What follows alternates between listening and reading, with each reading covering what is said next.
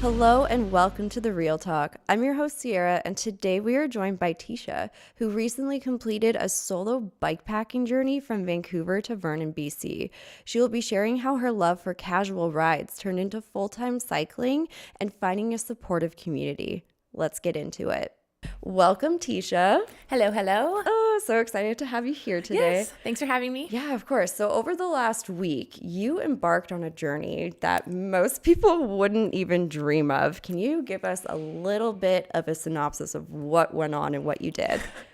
So I just completed a 485 kilometer trip, a solo bikepacking trip from Vancouver to Vernon.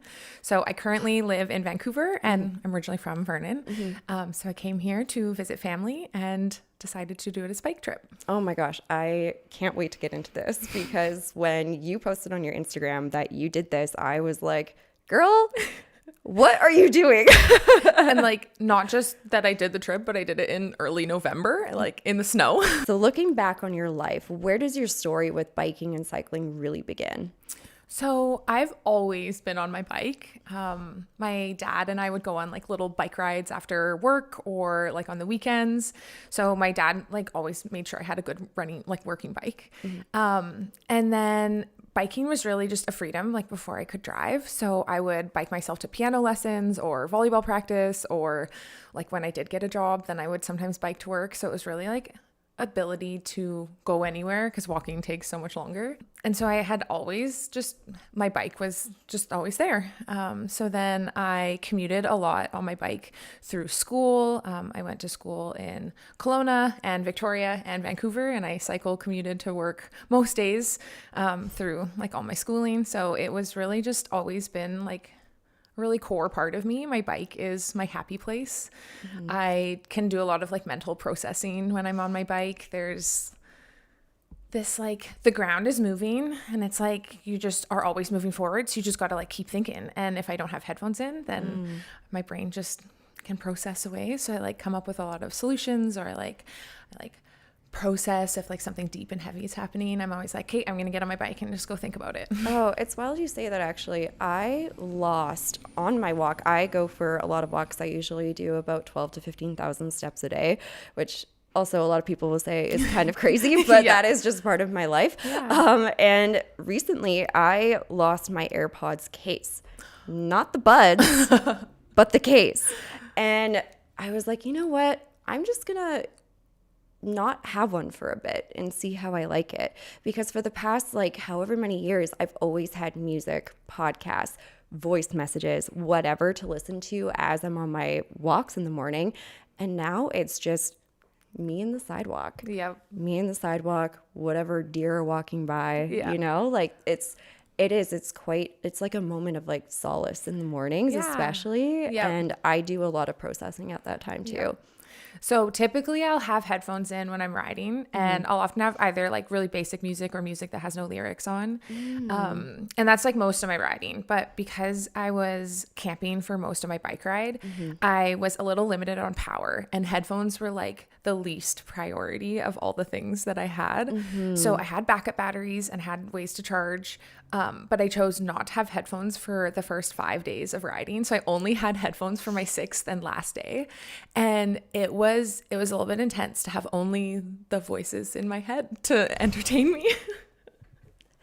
I get it though. I do. Because it was good. It's that time with yourself. Yeah. And I feel like we constantly now have just something going all the time. Yep. So it's a good time to just be with myself. Yep. What's it like to commute on a daily basis just using a bike, especially in big cities? So commuting regularly is like not very common, especially through the winters. So I started my like regular biking in Kelowna. I had moved from Vernon to Kelowna in my second year of university, and I ended up getting rid of my car. So I sold my car. I had gotten in a minor fender bender and my insurance was going up by a little bit. So I was like, why don't I just get rid of the car? I don't really drive it much anyways. Were you living on campus? No, I wasn't. I was living on like Highway 33 and Rutland Road area. Okay, So okay. still like a fairly short commute, either by bus or by bike. But yeah, so then I got rid of my car, which like it worked. It was a little like, it's tough sometimes. I think the most difficult part of commuting regularly by bike is groceries.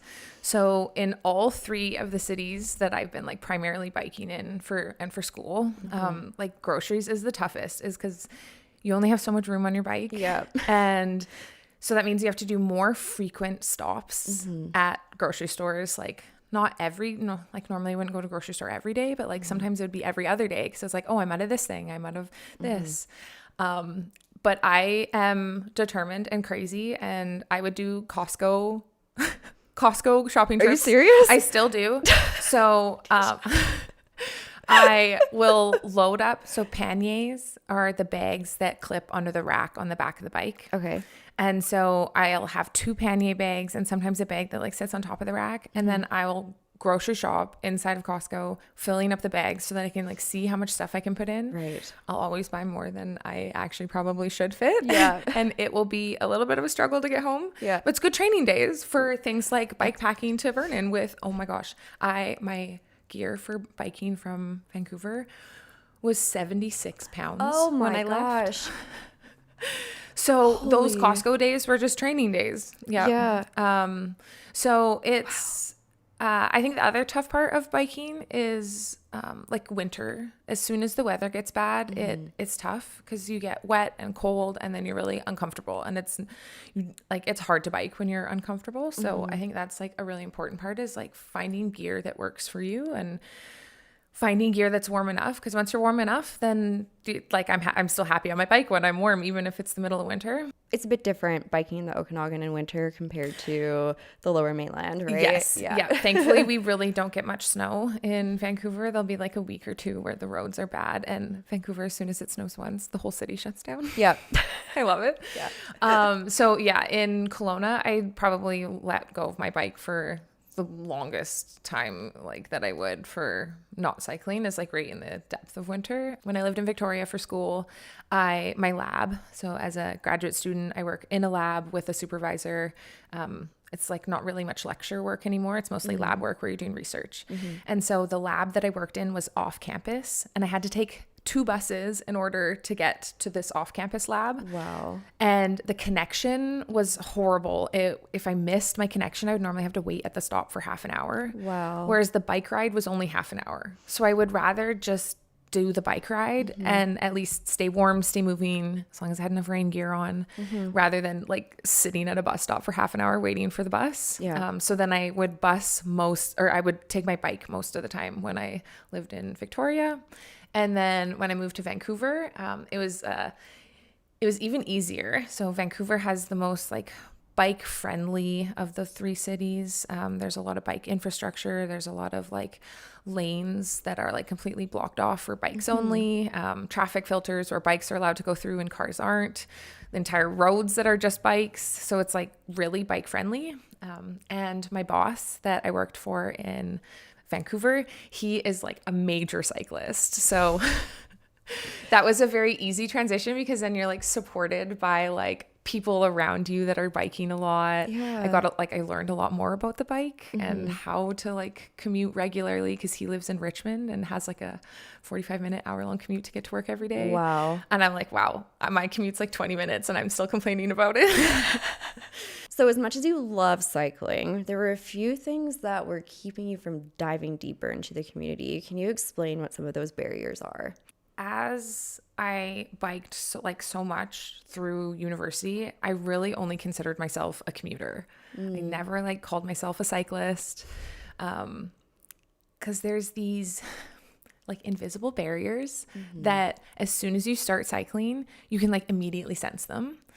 So cycling is very much this like boys club, because boys are faster and they're better, and they just think that they're elitist very much like around cycling. Yeah. So if you ever like get invited to a ride and it's mostly guys and it's not explicitly a no drop ride. So no drop ride means you like make sure the person in the back is still there and you never go too fast and you make multiple stops, which I'm a fan of the no drop rides. I want to make sure everyone's included. Yeah.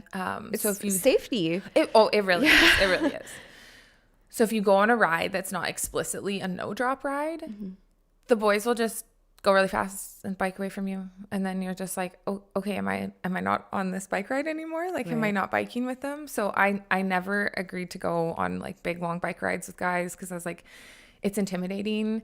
I don't want to be like biking my balls off for lack of a better term. Yeah. And like not like meeting their standards. Yeah. And biking is there's so much money that you can put into a bike. So when I was in Kelowna and Victoria, I was on a bike that I bought from this like bike repair guy that does it out of like the basement out of his house in Kelowna. I bought the bike for $100. He like gets frames and then like fixes them up, puts new tires on them, puts new brake cables or whatever, like fixes them up, sells them for dirt cheap. But the bikes are older. They're like more of like a classic style bike, but it was still a drop handlebar bike. So it was still like a road bike. I was going to say it's good for the environment as well. Like, we need to be doing stuff like that. And it is really cool that there are people that literally will just do it for fun and for their time and to be able to continue with that kind of a hobby. I tell people about that guy all the time. I'm like, that's if you're gonna buy a used bike in Kelowna, that's where you should buy a bike. He's good mechanic and it's like he's cheap, he's not trying to overcharge. So I loved it. I was like so happy to have like a road bike, not just like a hybrid, or like I didn't want a straight bar bike because the straight bar versus like the dropped handlebars, I want to be cool with the drop handlebars. But like, I'm riding on this like old vintage bike. It was $100, I think. Like it. So like, there are people that spend like 10 grand is not even like a question. There's like one of the fancier bike stores in Vancouver that the first time I walked in and I was like, I don't have enough money to my name to even be standing in this store. I now go in that store very regularly. They're really friendly. It's not as much of that vibe as I thought, but like they don't sell a bike cheaper than like $5,000 there. So it's like I'm not at that level. I can't. I'm a student. I can't spend that much money on a bike, let alone all the gear, like all the clothing, the shoes, everything is like $250. So you just 1, 2, 3, 4, 5. Like right now you're at way too much money.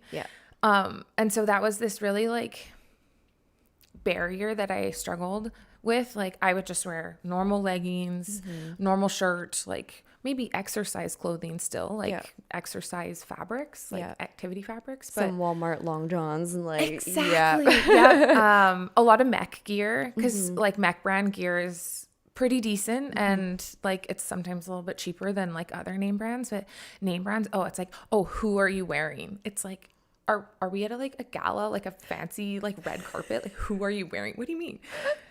So brands are like really big, bike brands, clothing brands, like it's this very like exclusive. So if you're not on a fancy bike wearing the fancy like cycling gear, you look like a commuter, not a cyclist. So I was like, I'm a commuter. I don't cycle that much. I just commute to and from work. I'm not really a cyclist. So that was like the first 10, 15 years of my like regular biking was just this like knowing that community existed, but feeling very excluded from it. And like, I didn't have the ability to like access it or like dive in or jump in. So it's tough. Yeah. I'm sure in ways that it made you feel really left out because if you could have invested into that stuff, you would have. Oh, totally. Right? Yeah. Like looking at all of the fancy bike clothes, I'm like, I want that, but I just can't. I can't justify it. I need groceries and tuition and rent. I can't buy that. No, especially as a student. I'm sure a lot of the times it went through your head of just like these dreams of like one day. One day I'll have a fancy. So like there's certain brands of bikes that are like rather well known. And I was like, one day I'll have one of those bikes. So I ended up buying, a friend was like moving from Vancouver to, I don't know, Ontario or something like that. Wow. Yeah. Sold his entire bike setup. bike, shoes, gear. Like there was some, not clothing, but like other pieces for the bike. He's like, I'm just trying to get rid of it. $500. I was literally like, start the car. Yeah. So that was like, I at least like got to jump in to like a brand name bike that people would recognize. And I was like, look at me. Like I'm almost part of the club. Yeah. And again, you recycled technically. Yes. Yep. Reduce, reuse. I don't know if I'll ever buy a bike brand new because it's like, it's kind of like cars. If you're going to buy a bike brand new, you ride it off the lot and it will lose 30 to 50% of its value. Yeah. Like, no way. As you were finishing your PhD, everything just kind of started to align for you with your cycling journey. Can you tell us about the next chapter and what happened? Yeah. So I had just gotten that new to me bike. So I felt a little bit more part of the club. I was spending a lot more time on my bike, especially with my boss. So our weekly meetings were on the bike. I had a mount for my phone so that I could have my agenda. I would like literally write down a small bullet point agenda, and I would make sure that we talked about all the points. It's like, you know, this paper, this project, like these results, like this meeting that has to happen. And then we just make sure we talked about it all. So I started cycling like longer and longer journeys. Like most of my commuting was like 5 kilometers, maybe 10 kilometers. Okay. So then me and my boss would start going on these like regular weekly rides that were like 20K and 30K and 40K and 50K. It's a long meeting. Thankfully, we were like friends as well. Like there was a lot of chatting about other things. Yeah. So then we would just like, be 2, 3, 4 hours sometimes like off visiting different places. And because he was such a regular cyclist, he like knew all of the fun routes to do. So it'd be like we had meetings on Mondays. So it was like biking Mondays and we would like pick a new place in the city to bike to. So I got to like learn a lot of the like main routes. I spent a lot more time on the road cycling. So learning different like techniques and different signaling and like the vibe of how to interact with cars. So I felt a lot more confident doing solo rides as well. So started doing a lot more like solo riding, not just to school or home from school. Sometimes it would just be like long routes, extended detours on my way home or to school. But I then was getting close to finishing my PhD, and that's a tough time. It's not an easy time. Not only because you're working on summarizing like this 5, I think I was actually there for like 6 or 7 years.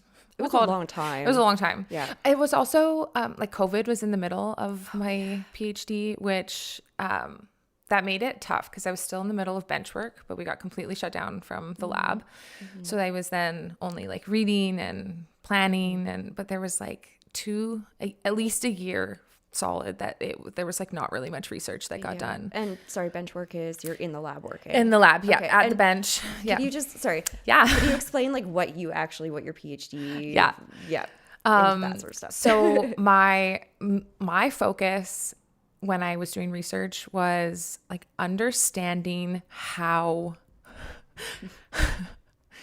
the world works, but like how the body works. So I did my undergrad in chemistry because I was like, I need to understand like how molecules work, like how atoms work. I'm like, what the heck is going on? Which was really good. And I didn't want to do biochem or biology at the beginning because I'm like, I don't have to memorize everything. They just memorize. They're just like memorize these billion things. I'm like, no, thank you. That's not for me. Yeah. But I was really curious. So like how the body worked, and I wanted to one day like make an impact with my research on like humans. Like that was my goal. I was like, I don't know exactly what that's going to look like. So then my graduate work in my master's was on a cancer biomarker discovery project, which I really enjoyed. That was fun. I was like, okay, the body is cool. The body is like so complex. It's like fascinating. So I was like, okay, this is where I want to stay, is like human body, but still like making sure there's like a lot of chemistry involved. And so then I started my PhD on a vaccine development project. Had no idea there was going to be a global pandemic that relied on a vaccine. So it was this very like, it was tough. It was very tough. There was like, especially like right during the middle of COVID when people knew I was on a vaccine development project, there's people that would message me all the way from like, oh my gosh, that's amazing. Like, is your work going to help save the world? And I'm like, not quite, but yes, like in a big picture, yes. Like we all, like we need this type of research to be done. Yeah. To the other end of the spectrum, people being like, you're just being paid by big pharma. This is your fault that we have a global pandemic. I'm like, excuse me? Like, I'm trying to discover a cure. They're like, but you made the problem so that you can create the solution. I'm like, that's not how it works at all. So it was a tough time. So my project was still on like the beginning phases of research. So I wasn't at like a clinical trial level yet. But our goal was to create a vaccine selection process that incorporates genetic diversity. So the human body is like very similar. We were like, we're like the 97% the same as monkeys. Like, so you can imagine like how similar we are to each other. Like we have mostly all the same genes, just a couple variants, like blue eyes, brown eyes. It's like, but the immune system is like the most complicated part. It's the most genetically diverse part of humans. And so that means that there's often geographical groupings of genetic diversity. Yeah. And vaccines are often developed in Western European areas with Western European genetics. And that means when they're expanded to the rest of the world, they don't always work. So our goal was, I had 30 different cells from 30 different individual humans from all around the world. It was like really genetically diverse. And I tested to see whether or not a vaccine might work on just one person or everyone. So the goal was then to be able to use this data to be able to select better vaccines. So it was like work that would be done right at the very beginning stages of vaccine development. That was so cool. I really felt like I was making a difference, and like incorporating that genetic diversity to like make sure that everyone's accounted for, not just white people or white people that look like me. Yes. So I felt I felt like I was like doing good work, which was helpful. And I became a bit of a vaccine advocate. It was a little bit tough, sitting on the bus with people that, when I wasn't biking, sitting on the bus with people that are like, vaccines are horrible. And I'm like, I'm going to attempt to have a conversation with you, but this isn't very easy because it's, that's not always tough to like have differing opinions, but it definitely like pushed me as a person on how to be able to have conversations with people that are not like me or don't have the same opinions as me, but we're all human and we all can have our own opinions. So it was a bit of a tangent It was okay. on my research. So I'm finishing up. It's a tough time, but it's a long project, 5, 6, 7 years, something like that. And at the time I was also in the process of leaving my now ex-husband. So I just layered on some like extra difficulty on top of that. So my bike really was my escape. It was really the place where I was like, I'm by myself. I can be myself. I can process, I can think, I can escape. So I spent a lot more time on my bike then. And then I finished my PhD, which is it was a very exciting time. That was actually, I shaved my head the day before I defended my PhD. So the big oral exam, because there was just so much stress in my hair that I was like, get rid of it. Yeah. I'm done with it. I don't think I'll ever grow my hair back. I love it. It feels very me. I always felt like my hair was like a mask. So shaving it off felt great. Yeah. And then shortly after that, one of my close friends in Vancouver got a job at a women's cycling kit company. So kit is like the name of the gear. You wear your kit. So it's this for women, like designed by women, for women company that has this like very community driven drive. There's a WhatsApp chat that has like 350 women in it. Oh my gosh, that is a lot. And it's very active. Like I pick up my phone and there's often like 20 or 30 notifications for which they're all muted and I only will go into them if I want to read them. Yes. Yeah. And because I had been cycling for so long, even though I wasn't like completely in the community, I'd still spend a lot of hours on my bike. So I was very comfortable on my bike. They did like a call for ride leaders to lead their group rides of no drop women's rides. So only women, and we make sure everyone's included. We have different like pace groups. So if you're a little bit slower, you go in the slow group. We call it party pace. Or like if you want to ride a little faster. So we like are very inclusive. And so I then was a ride lead, and it was just very like empowering, like seeing women feel more comfortable and more confident even after just a single ride with the group. And the fact that we're so inclusive, we like are breaking down those barriers of like a lot of women would be like, oh, I've never gone on a group ride because it feels like that boys club or that exclusive club. So like making this community, like I wish I had this community 10, 15 years ago. It would have completely changed my relationship with my bike. And then I also did some modeling with them. So they're like, ooh, shaved head tattoos. You're cool. It's like, thank you. Don't mind if I do. Yeah. So with that, I then got some free gear. So that was my first cycling gear. Proper gear. Yes. So like the bike shorts that have the pad in it. So your butt doesn't get so sore from riding on the bike. Right. Now I can ride even longer rides on my bike. The fancy jerseys that have the pockets in the back. Right. So you can fit all your snacks. So you can go for even longer rides. Put all your protein bars in there. Exactly. Yep. So then we like as a group, we had this little like fireside chat kind of set up like this. So there's a bunch of people like in the audience, but we're all just like sitting on like chairs or pillows.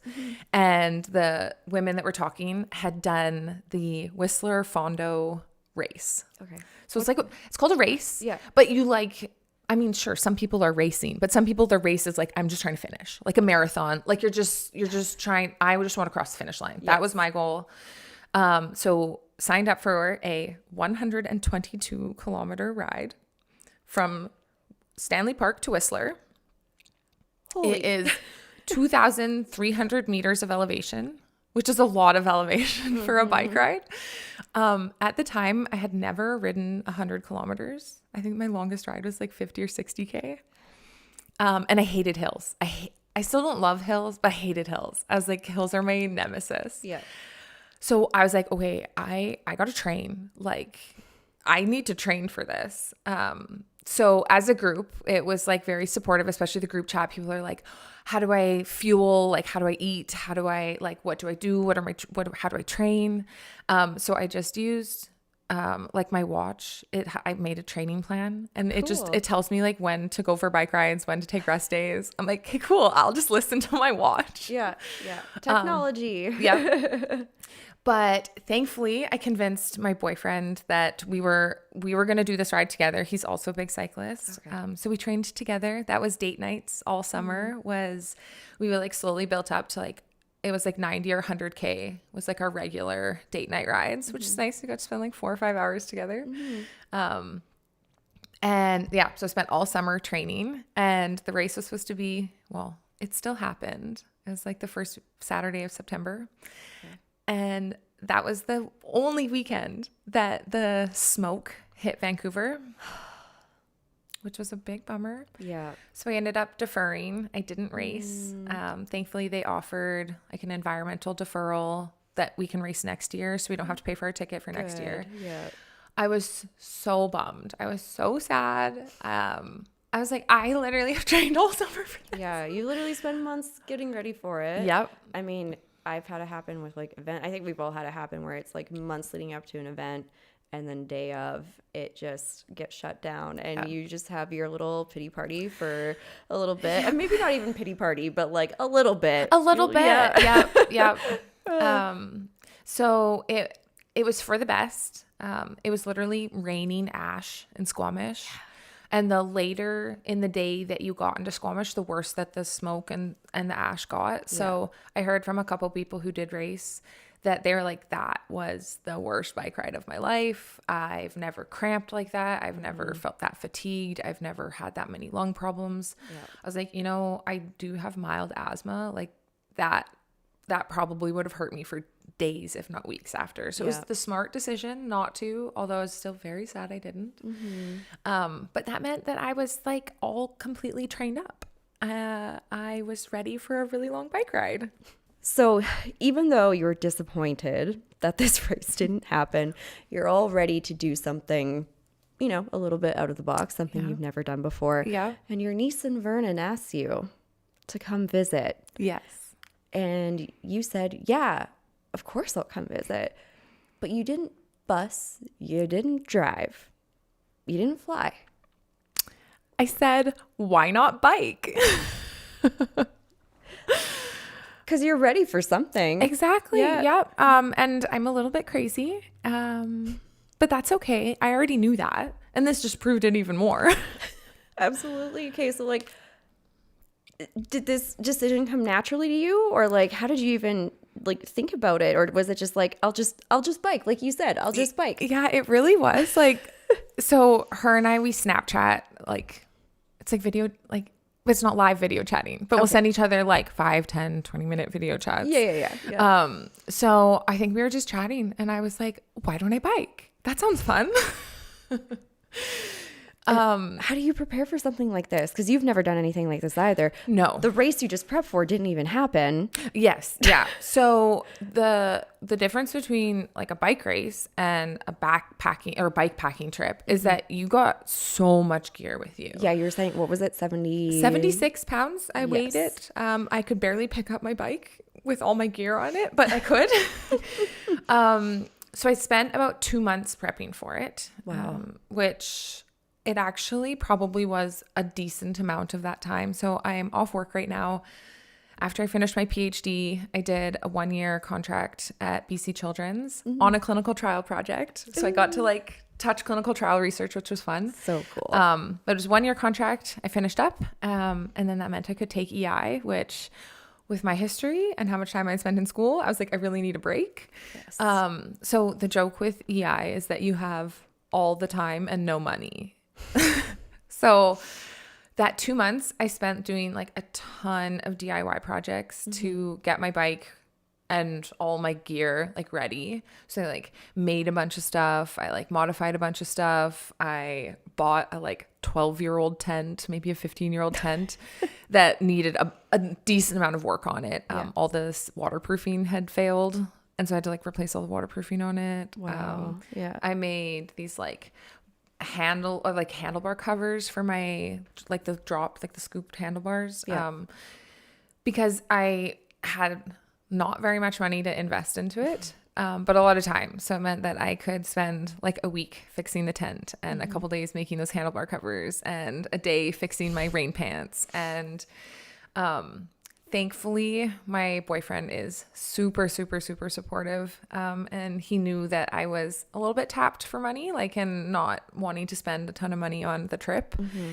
And he was like, okay, I've set aside $250 to support you on your trip. He's like, whatever gear you need, whatever gear you think you need, like, we'll go shopping and we'll spend it. He's like, I have a couple of ideas in mind of things that I think might help. And he's like, I was debating on just buying it for you, but because it's your bike packing trip, I want to make sure you get exactly what you need. So important, honestly. Yeah. So sweet of him. So I got new bags, those pannier bags that go on the side, because I had been using the same like backpack version that I bought like 8 years ago that now I've learned is actually not as waterproof as I thought it was. I did a really rainy Costco trip. Yep. And I got home and the boxes on the inside were like completely water soaked and falling apart. And I was like, whoa, that's Your rotisserie chicken turned into chicken soup. I actually think there was a rotisserie chicken in the bag. So I thankfully got better bags, and I got all my gear like set up. Took a little while. And then 2 weeks before my actual trip, we went on a little like shakeout trip. We went to Seychelles for just a one-nighter. So we biked like 60K to get there, camped overnight, and then 60K back. And it was rainy and windy, and we got to like make sure all my gear was like gonna work for me. Yeah. Because sometimes when people do bike packing trips, they stay in like motels or hostels along the way so that you're like inside and have running water, and they'll like eat food at restaurants or cafes along the way. And I'm like, no, we're camping. Yeah.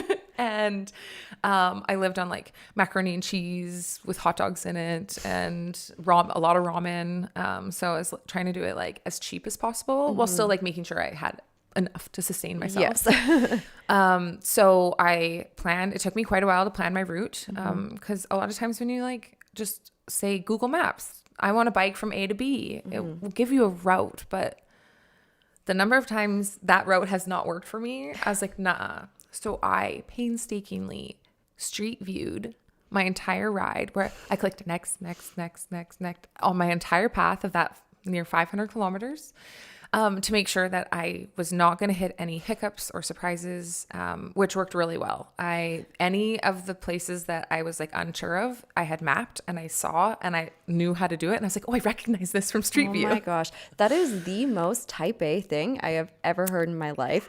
But I get it because I am also type A and have done stuff like that. But like, oh my gosh, but very smart too. Yeah. Super smart to do. Because yeah, I'm sure, I mean, you see it all the time. People like going on these trips and these hikes and stuff. And, you know, the whatever website they're going off of online was last updated like 8 years ago. Yep. So.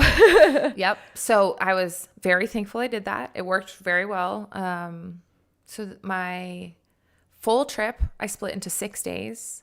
So like each day I had like in my bike computer is like day 1, day 2, day 3. So I did like fully set up. I was prepared. Yeah. So the first night I spent at a friend's house in Abbotsford. So that was like nice to be at a house, not camping for the first night. I showered, I made food in the kitchen. I was like, okay, day 1's easy. Then I biked just outside of Hope. So a lot of cities you can't camp like in the middle of the city. Well, like you can set up a tent, but current society's view of someone setting up a tent in the middle of a city is not great. And I also didn't want to like set up on someone's turf. Like I didn't want to like interrupt. I was like, so I'm going to find like, but I also didn't want to pay for campsites either. Cause I could have camped in like an RV site, still had power and water, but I'm like, I don't want to spend that much money. And sometimes they're like kind of out there as well. Yeah. So it would add additional time to your trip. Yeah. So second night, was at like this pullout just outside of Hope. On Google Maps, like Street View and Satellite View, I could see that there was this little like little pathway. Yeah. That you couldn't bring a car into because there was like barriers, like concrete barriers. So like you couldn't see my tent from the pullout, but it wasn't like an official campground. I actually ended up spending 2 nights there because I was not feeling great. I had started getting a cold and I was like, okay, if I were giving advice to someone else, I'd say take a rest day. I didn't want to. I was like, I feel okay enough that I could bike. I was like, but this is just going to make it worse. I was like, okay, fine. I'll take a rest day. I was bored out of my mind. It was fine. We got through it. You wanted to be on the road, right? Yeah. Then the next day, day 3 was my biggest day. So I took a rest day. So day 3 was actually the rest day, but we don't call that day 3. Day 3 of biking was the biggest climbs. So that's like through Manning Park. So to like, that's not the Coquihalla. I didn't hit the same summit as like the Coquihalla summit, but Allison Pass is the summit that goes through Manning Park. So I hit snow that day. Thankfully, there wasn't much snow. It didn't snow on me. There was just some snow on the ground, but it was pretty chilly. It was my longest day. I biked like 106 kilometers that day, which was pretty heavy. I stopped in Manning Park for a hot chocolate and they gave me my hot chocolate for free. It was so sweet. And they gave me hot water for my ramen and I like sat in the restaurant and they're like, it's okay. Don't eat. No, hot chocolate's on us. I was like, oh my God, you made my day. So then I get to a campground that's like, so the entire Manning Park area, all the campgrounds, even in the winter, you have to pay. So I was like, okay, I got to make it all the way through like official Manning Park to the other side. Made it to some rec site. And as I'm biking in, it was a little chilly, not quite raining, but a little spinning a little bit. And as I'm pulling down, there's this like trailer, camper van, and a truck, and a guy just starting to make a fire. Like you can see like it's just starting. And I go, oh, that's a mighty fine fire you got there. He's probably like, excuse me, what? This is like a dinky little fire. But like, I could tell it was going to be a big fire. Yeah. I was like, would you mind if I joined you at your fire once I get unpacked and set up? He's like, yeah, sure. Sounds good. The sweetest guys. They were up for hunting and that was their last day. So they like they fed me dinner. They're like, oh yeah, we still have lots of food left. They like pre-made pasta and they just had to heat it up in the pan. So they like fed me pasta and chicken wings and they gave me beer. And then like such good conversation. They asked about my trip. They were like, great. I thought I was going to be at the fire for like just a little bit to warm up. And I ended up spending like 2 or 3 hours hanging out with them because sunset is at like 5 p.m. You're not going to go to bed at 5. So I was like, oh, this is just like the sweetest gesture. As I was going back to my tent, I was like, I'm going down to the creek. Like, don't worry, I'm not falling in. Like, I'm intentionally going down there. Yes. They're like, well, what are you doing? I was like, oh, I'm just going to wash up and I need water for tomorrow. They're like, oh, take a bunch of water bottles. So it's like disposable. I felt a little bad using gave me 7 water bottles, like 7 500 ml water bottles. Yeah. So then I get up for day 4 of biking and I've got a satellite phone that my boyfriend is like sending me weather updates on because there's no service in that area. So he's like, day 4, you're going to hit snow. It's going to be raining, sleeting. It's probably going to be in the negatives when you sleep. It's going to be chilly. So I'm like, okay, I can do this. Going to be probably my coldest night. I'll be fine. So I bike through Princeton and stop for a little break in Princeton. I'm on my way. I'm about 16 kilometers from my campsite. And I had just biked past my like backup early campsite. And I was like, no, I can make it. I can make it a little farther. I can do it. It's cold. It's almost sunset, but I can do it. So thankful that I decided to persevere and continue. This woman passed by me and she gave me a wide berth, which I was thankful for. And my front light on my bike is flashing. So it saves battery to have it as a flashing rather than a constant light. It catches attention a little bit better too. So I have just had it on flashing light. And as she pulls in front of me, she sees the flashing light and she thinks that I'm trying to flag her down. She thinks I like turned the flash on for her. She thinks you're in distress. Yes. Yeah. Which I was really thankful for, that she like pulled over. So she rolls her passenger side window down. She's like, are you okay? I saw the light. Like, were you flashing me? I was like, oh, no. It was just had it on my flash just to save battery. I was like, I wasn't flashing you. Like, sorry. She's like, oh, no, just thought I would check in and see how you're doing. Do you need any water or food? I was like, nope, I got lots of water. Mostly that water that the guys gave me the day before. It's like, I got lots of water. I've got lots of food. I'm doing good. She's like, where are you headed? Where are you coming from? So I told her I was camping at a campsite not far ahead. I was just about there, hoping to make it before sunset. And she's like, well, I can offer you a warm meal and a shower if you want. I was like, that sounds kind of nice right about now. And she's like, and if you want, you can spend the night as well. I've got a room you can sleep in. And I was like, I don't know. Like, I'm interacting with this woman only for like a minute or 2. Yeah. And so I've got to like really assess quite fast. So if it was a man offering it, I don't even know if I would have taken him up on dinner. But the fact that it was a woman, she was, I don't know, like my mom's age-ish. Not old, but not my age. Might be a mother, Yep. Yeah. So I get there, feeds me like girl dinner, but like the best of girl dinners. It was like a selection of like random bits and bobs from the fridge that she was feeding like her husband, and turns out, yes, she's a foster mom. She's had a couple foster kids throughout their life. And then she also fosters adults with disabilities. So she had in the house, I met 2 of them. A third one was away on a little trip somewhere, so I didn't meet her. So one of the foster kids, the foster adults, I guess at this point, was came and had dinner with us. Yeah. So just this like loving, I called her an angel. She really was. She saved me from a very cold, very wet night. Yeah. And was just so kind. Have a glass of wine, chatting, had this like very wonderful dinner. It was like chicken wings and 7-layer dip and potato salad. And it's kind of funny because For both of the meals that you had offered to you, it was everything you probably needed after burning like 2,000 calories in a day. Yep. Yeah. Carbs and protein. Yep. Yes. Yep. So get up in the morning and she's like, you need more fuel. You need a good hearty meal for breakfast. Bacon and eggs. Like literally made me bacon. And I was like, oh my God, this is like how sweet. Like such generous, kind souls. And I was like, can I offer you anything? Like I can send you an e-transfer. I'm happy to like pay for my food. Mm-hmm. They're like, nope, pay it forward. Just one day you will be in the position to offer someone something. And I was like, I am so grateful for this. It like gave me such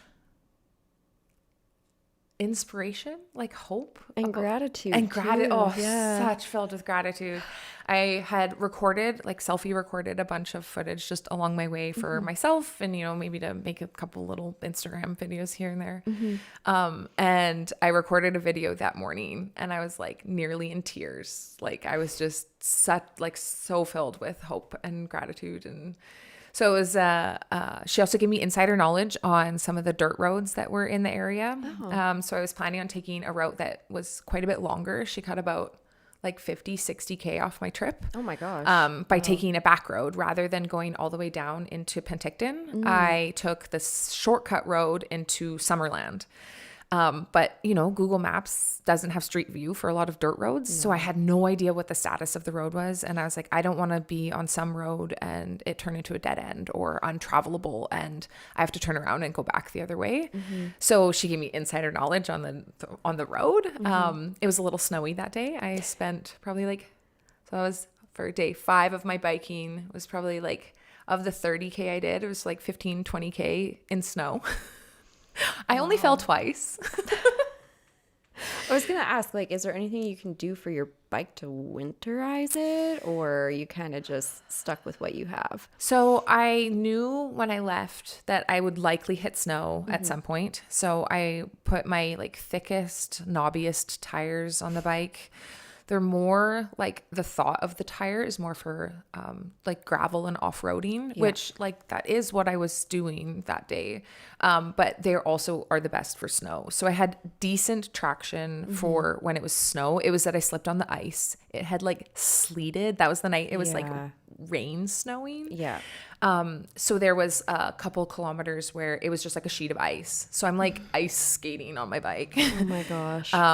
So the falls were very mild. My body did not hit the ground. The bike just kind of slipped up from underneath me and I jumped off and my butt didn't hit the ground. I was like, when you said fell, I was like, oh my gosh, here she is down. Yeah. But still, it's still like a scary moment. Oh yeah. It's like, because it was so slippery too, it was like, I was like, okay, I need to focus. I need to like learn how to like control that. And then the second fall, I was like, okay, that's the edge of it. I found out how to bike in the ice. Yeah. But my gear was good. I knew that I would be warm enough. I just couldn't stop for long. So I was only biking 30K that day. So I only ate like protein bars and snacks the whole day. And I ended up stopping I was going to bike all the way to a campsite, but that would have added a couple extra kilometers. So I ended up stopping at the corner of the road. There was this little creek and then you could see a little path down to the creek. And I was like, okay, someone has been down here. So I leave my bike up on the road, climb down this little hill. Someone had made a table out of like plywood and like pallets, but you could tell someone had like spent some time there. There was another pallet like stack over in like the corner kind of. I was like, okay, clearly someone has spent some time here. Hopefully they aren't going to be here on a random like Wednesday or Thursday or whatever. I was like, I'm going to camp here. It was like right beside the creek. Cause I had to wash my bike because of all that dirt road. My bike sounded like cutlery in a blender. It sounded so bad. Yeah. But because it was a short day, I like cleaned up my bike. Something else broke. Some like mounts broke. So then I spent a little bit of time fixing up the mounts. I had enough tools and like repair gear with me. So I had a nice like chill day that day. And then day 6 was my last day of biking. That was from Summerland all the way into Vernon on the Kettle Valley. No, a little bit was on the Kettle Valley Rail Trail, I think. And then the Okanagan Rail Trail. Okay.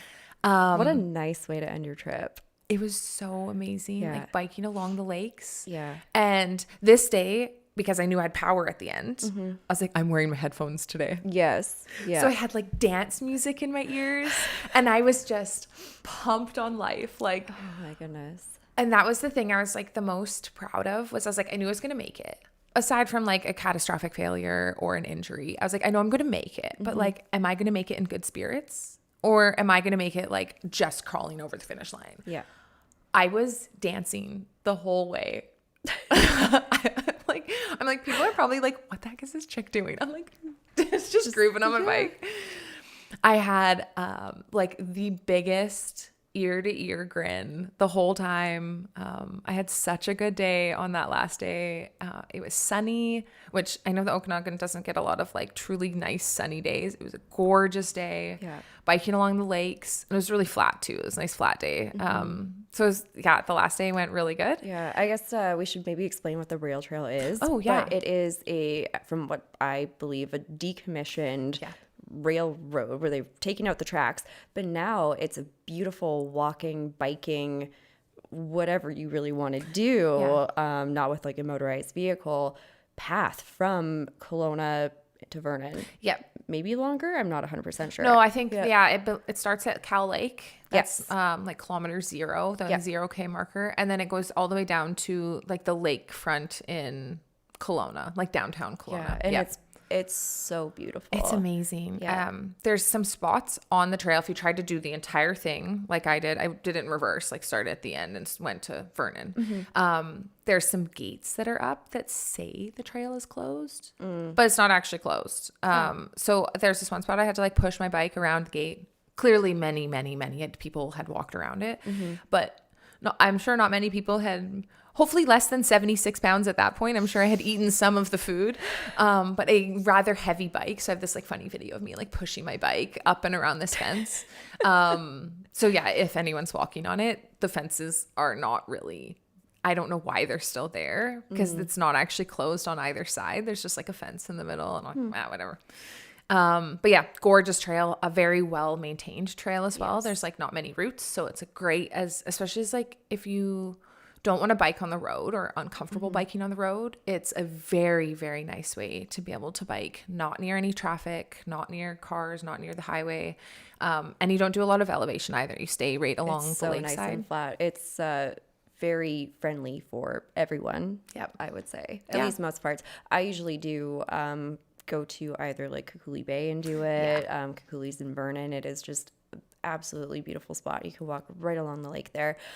Or I really like a couple of the parts in Lake Country as well are really, really gorgeous. Yeah.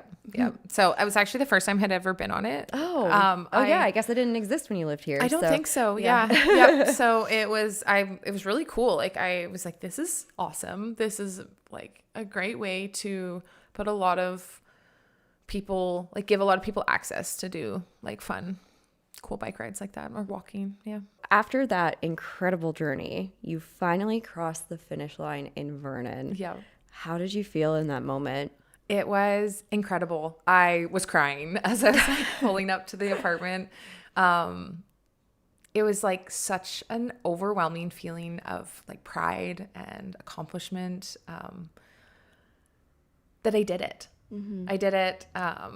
Not like truly self-sustained, but I was very independent. I camped along the way. I didn't like rely on if people didn't pick me up or feed me dinner. Like I would have been fine. I would have survived. I had most of my food with me the whole way. I only bought a little bit at grocery stores here and there, like hot dogs or some cream. So it was this like very independent, I can do this. I can do hard things. I can do crazy bike packing trips in the beginning of November when as I'm biking by people, they're like, you're crazy. And I'm like, yeah, I know. But you're doing what you want to do. Yeah. And you're fulfilling that goal. Yeah. As well. And I think the other thing too is that like, yeah, you did it all yourself, but you also met some really cool people along the way, right? And that's just part of it. So like you don't have to feel like, oh, I didn't, do this all on my own, but you still did. Yeah. And you met these cool people that it was meant to happen. It was meant to be. Yep. Just the like serendipity. I actually have serendipity tattooed onto me of this like right place, right time. And you just let the universe deliver whatever is going to happen. And it was such a cool trip. I'm so thankful that I met those people along the way, and I'm just so happy I did it. There's a couple times where I'm like, this is crazy. Like, should I be doing this? Yeah. I was like, I'm going to do it. What the worst that's going to happen is that I'm going to have to call someone, depending where I am on the trip, either call my boyfriend back in Vancouver, be like, nope, come pick me up, or call someone in Vernon being like, come pick me up. I'm in Penticton, or I'm in Summerland. Yeah. Please come pick me up. Yeah. And I had a couple times debated on taking the bus. You can take the bus all the way from Penticton into Vernon, or from Summerland or Peachland. And I was like, no, I'm going to do it. I'm going to bike all the way there. And so, yeah, it was really, really cool, really fun. I had questioned whether or not I could do it. And then I was like, no, I can do this. I can do hard things. A lot of times the hard things are more of a mental challenge than they are a physical challenge. Like, yes, that was a lot of kilometers. My body was like tired days. It was sore, but the hardest part of it all was the mental aspect of it, is the long days, the long days after long days after long days. It's like, can you sustain that mental stability in order to do that? Can you get over the hurdles? Can you get through lunch breaks and then still need to get back on the bike? And so like discovering that I could accomplish that from the mental difficulty as well was really cool. Yeah. Where do you go from here with cycling, with your cycling journey? Like, is there a next step for you? Obviously, I'm not saying you should like go from coast to coast, but you know. No, but there is a trail from Mexico to Canada. Oh yeah. So that one had been like on my mind. I have no idea if I'm going to do it. I don't know if like right now I had the ability that I didn't have work I didn't have to take off of work in order to do it. So I don't know if that's something that's in my future, but that would be a really cool one. Especially like as a female bike packer, there's not a lot of women who do solo bike packing trips. I have met a few, thankfully, from the biking community I'm now a part of in Vancouver, but it's rather rare. And so I guess I just hope to like continue doing it to show, waving to little girls on the bike ride. Oh. Even when I'm not on the bike packing trip, like just in like Vancouver or something, waving to little girls. Yeah. And they're like, I have my main road bike in Vancouver has like pink accents on it. A little bit more. This bike also that I'm on has pink accents on it. So I'm like, I want to be like a pink girly pop on my bike. People are like, wow, she's doing that awesome thing. So like inspiring other women to be like, you can do this. You can like have that independence and the freedom and the confidence to do it. A lot of women are like scared to be on a bike for many very, very, very valid reasons. But giving them the support and the like example that it can be done. So we've hit the end of today's episode, and before we finish, I have one last question for you. If our listeners could take away one thing from today's interview, what should it be? Might be more than one. You can do hard things. You can do anything that you want. If you have it in your mind, you can do it. Big things, big endeavors, big adventures, they can always be broken down into small things, especially like the training I did this summer. There was like many points in the summer where I was like, I don't know if I'm going to cross the finish line. And I stuck with my training plan. I said, I just got to keep being consistent with it. And it slowly comes together. So it's not like overwhelming or daunting. It doesn't have to be. And I think a big part of accomplishing big things is finding a community that supports you in doing it. Finding friends and family, even if they're not like, for me, alongside biking with me, just having friends that were like really supportive and really like encouraging me.